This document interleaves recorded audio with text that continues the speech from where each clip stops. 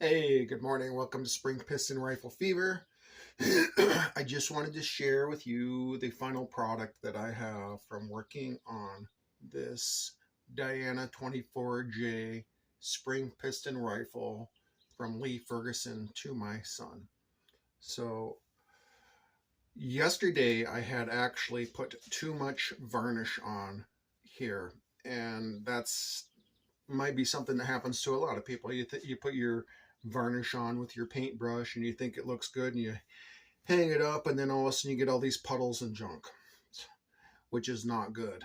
So I suggest to you, after you put your varnish on, you wipe it off with a paper towel. Not totally bone dry, but you wipe it down pretty good so you don't get any runs or streaks, which is going to take away from it.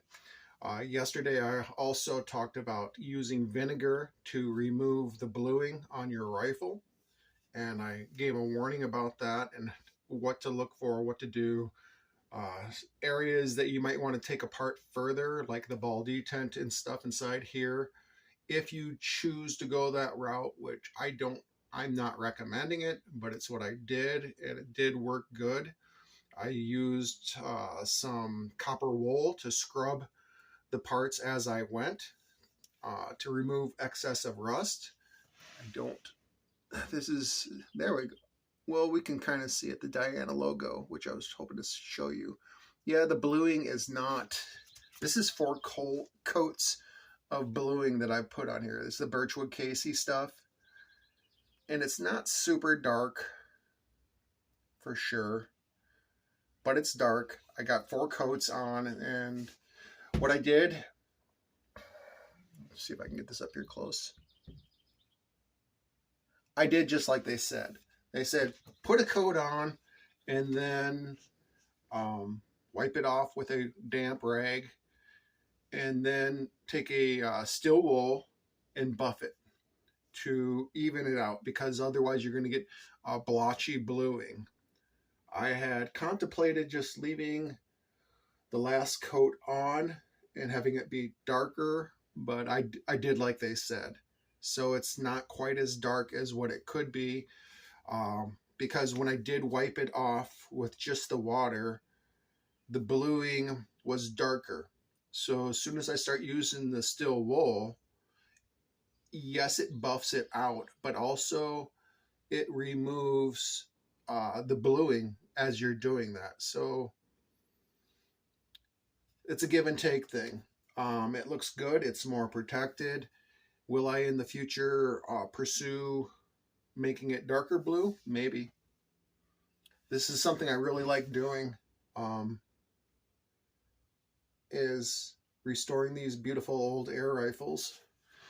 Also, I did put a Vortec piston seal, an HW30 spring in here, main spring, and a new breech seal up front. So I did do a chronograph test last night. There's the breech seal. And I blued that area also. I blued everything I could. I had the sights off. I blued underneath, all the way around, excuse me, all the breech block on the sides. I never want to let go of that barrel. I think that had happened at one point in time. The stock was broke. It's got a thin coat of oil on right now. So, but everything's coming in sharper and clearer. There's the serial numbers that were really hard to see before. So anyhow, I did do a chronograph test, and I shot it into some wood last night. It penetrated right away, and I was like, good, that's exactly what I want to see. From about 10 yards, I was shooting a chunk of wood, and the pellets were burying into the wood, and that's exactly what I wanted. I did not want any ricochets or anything like that. And then I did a chronograph test, and I immediately had 100 feet per second faster. So that's immediately after 10, 15 shots at the max before I did a chronograph test, that I was getting 500 feet per second faster out of this rifle. So I'm happy with that. This has a very small compression tube. This is not built for power. This is built for fun. If I could say one message to Diana in Germany, bring these back. These are great, fun little rifles, and they're high quality. The triggers are extremely good. I had heard that the Diana 240 had a long, heavy trigger. This has a light, crisp trigger. It's got 2 adjustment screws on the bottom of it right there. So this is a great rifle. So this, hopefully I will get out and do some shooting with my boy. So before I keep on going, I wanted to show you that buttstock a little bit. I want to show you all of it. I don't want to skip out on all this work I did. So I'm planning on taking my boy out fishing, and we will do some shooting. And I don't know if we're going to make a video or not. See if I can bump it.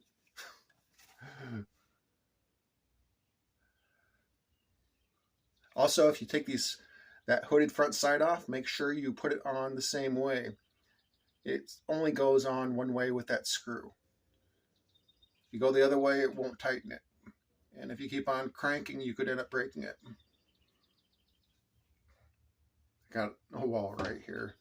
So I think this might have been the side that had the burn. I'm not sure.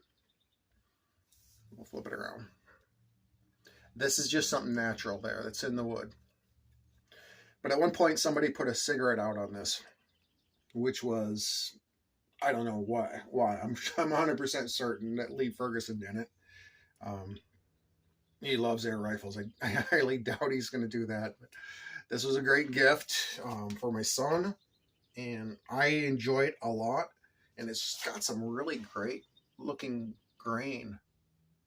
That is just so cool looking, and I like that. I like everything about this rifle. This is fun. I'm going to keep my eyes peeled for these old Diana air rifles. I think they're great.